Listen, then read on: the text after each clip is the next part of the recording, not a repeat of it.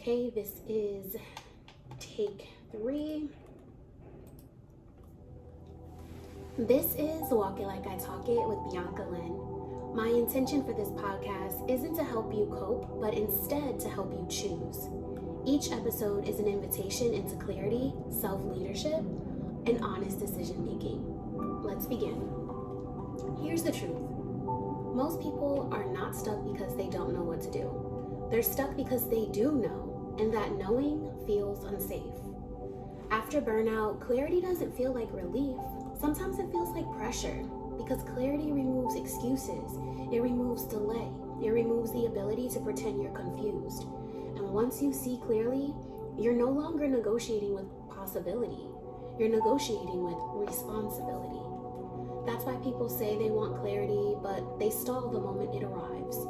Not because they're incapable, but because clarity demands a decision their nervous system does not yet trust itself to make. Here's what actually happens after burnout, and this is the part that most people misunderstand. Burnout doesn't just exhaust you, it rewires your relationship to certainty.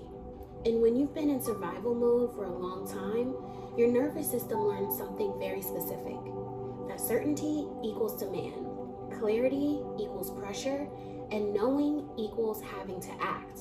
So even when the answer is obvious, even when the relationship is clearly misaligned, even when the job no longer fits, even when your body has been signaling enough, your system says, not yet. And we dress that up as, I just need more time, or I'm still processing, I don't feel ready. But underneath that language is an emotional addiction. And that addiction isn't chaos, it's indefinite postponement. Staying in the in-between feels safer than choosing because choosing requires you to trust yourself again. And burnout shattered that trust. I know that I find myself at those how did I get here moments when I'm shaking, when I'm fainting, or when I'm gaining 12 pounds in 6 weeks. So people keep themselves suspended. They replay the same thoughts. They gather more insight. They consume more content. They work on themselves. But nothing changes. Not because they don't understand, but because clarity threatens the fragile stability they rebuilt after collapse. Confusion becomes a buffer. Indecision becomes a coping strategy. And they don't even realize that's what's happening. They choose to stay stuck over movement. So here's where this episode asks something of you. Not emotionally, but practically. Ask yourself this honestly. Am I confused, or am I afraid of what clarity would require me to walk away from? Because those are not the same thing. What does your clarity already know that your nervous system keeps postponing? And what is the real cost of staying stuck? Not the imagined cost of leaving, but the ongoing cost of staying.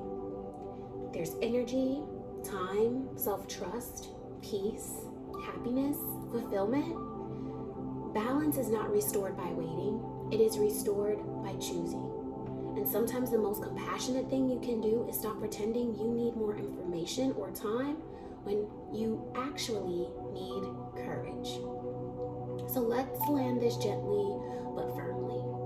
Clarity is not here to rush you. It is here to invite you back into self-trust.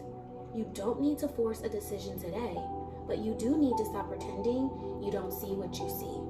So this is the vow, not the affirmation for comfort, but an affirmation for leadership. I choose clarity over comfort. I trust myself enough to act on what I already know. I do not confuse readiness with avoidance, and I honor the truth that has already arrived. I choose clarity over comfort. I trust myself enough to act on what I already know. I do not confuse readiness with avoidance, and I honor the truth that has already arrived. That's how your self-trust rebuilds, not through certainty, but through self-respect and motion. If this landed with you, I want you to sit with it. The work isn't in listening, it's in choosing.